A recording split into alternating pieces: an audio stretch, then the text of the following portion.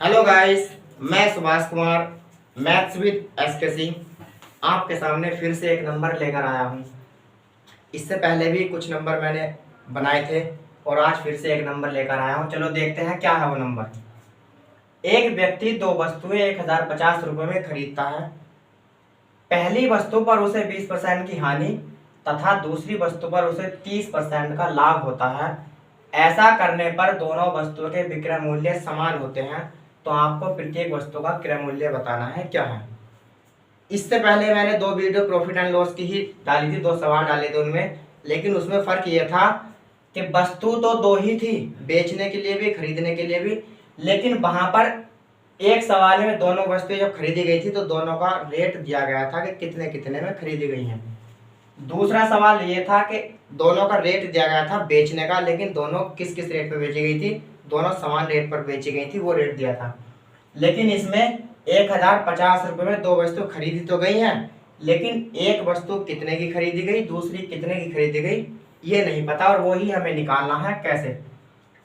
और आप मुझे बताओ, अगर आप कहीं से 500 रुपये में दो वस्तुएं खरीद कर लाते हो, अभी तक आपको ये नहीं पता कि इसमें से एक वस्तु कितने की है, दूसरी कितने की है, ये नहीं पता। लेकिन जैसे ही हमें पता चला कि एक वस्तु इसमें 300 रुपये की थी, तो आप एकदम बता दोगे कि दूसरी वस्तु 200 रुपये की थी, और वो 200 रुपये आपने दोनों वस्तुओं के रेट में से एक वस्तु जिसका रेट आपको पता चल गया था वो माइनस किया है, तब जाकर दूसरी वस्तु का रेट मिला है। अगर आप सवाल करना चाहो तो सवाल कराने का तरीका मेरा ये चेंज करना है थोड़ा सा, क्योंकि जहां से भी थोड़ा बहुत भी समय बच रहा है वहां से समय बचाना है। सवाल में दोनों वस्तुओं का रेट 1050 दिया है, इसमें से एक वस्तु कितने की ये भी नहीं पता, दूसरी कितने की है ये भी नहीं पता।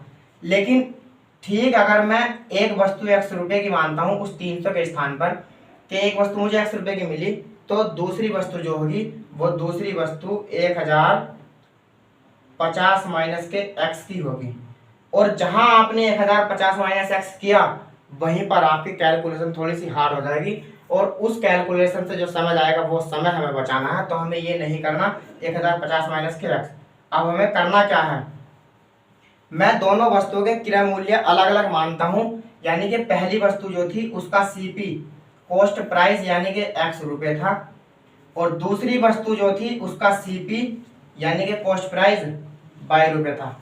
और आप इतना अच्छी तरह जानते होंगे कि जब भी क्रय मूल्य पर लाभ या हानि निकाली जाती है तो वो विक्रय मूल्य में बदल जाता है। अगर मैं पहली वस्तु पर 20% की हानि निकालता हूं तो विक्रय मूल्य बनेगा, दूसरी वस्तु पर 30% का लाभ निकालता हूं तो विक्रय मूल्य बनेगा। और सवाल में यह भी कहा गया है कि दोनों विक्रय मूल्य समान है, इसका मतलब बराबर है। तो पहली वस्तु का क्रय मूल्य अगर x रुपये है और इस पे मैं अगर 20% की हानि निकाल लूंगा, तो हानि 20% की अगर हो चुकी है तो 80% उसने व्यक्ति ने लिया होगा। और दूसरी वस्तु का क्रय मूल्य 22 रुपये है, अगर 22 रुपये क्रय मूल्य है और 30% का लाभ हो रहा है, तो 130 में उसने वो दी होगी 130% की, परसेंटेज से परसेंटेज कट जाएगा, और ये दोनों विक्रय मूल्य बराबर थे तो ये बराबर आ जाएंगे, 0 से 0 कट जाएगा। आपके पास बचता है x, और ये 22 इसकी गुणा में था तो इसके बटे में आ जाएगा, और बराबर उधर 13 ऐसे ही रखा है, ये वाला 8 इस x की गुणा में था तो बटे में आ जाएगा। हमने x पहली वस्तु का क्रय मूल्य माना था, 22 दूसरी वस्तु का क्रय मूल्य माना था। अगर मैं इन दोनों को जोड़ दूं कि पहली वस्तु का क्रय मूल्य 13 रुपये, दूसरी वस्तु का क्रय मूल्य 8 रुपये, हमारे हिसाब से दोनों के अलग अलग क्रय मूल्य मिल गए, लेकिन ये अभी तक सही नहीं है। लेकिन दोनों के क्रय मूल्य है कितने, 13 और 8 कितने हो जाएंगे, 13 और 8 21, यानी कि हमारे हिसाब से हमने दोनों वस्तुएं 21 रुपये की खरीदी थी, लेकिन सवाल के हिसाब से 1050 रुपये की खरीदी गई थी। तो 21 बराबर 1050, तो 1 बराबर 21 पंजे 105 0, यानी कि 1 का मान 50 है। हमें दोनों का मान निकालना है कि दोनों वस्तुएं कितने कितनी थी।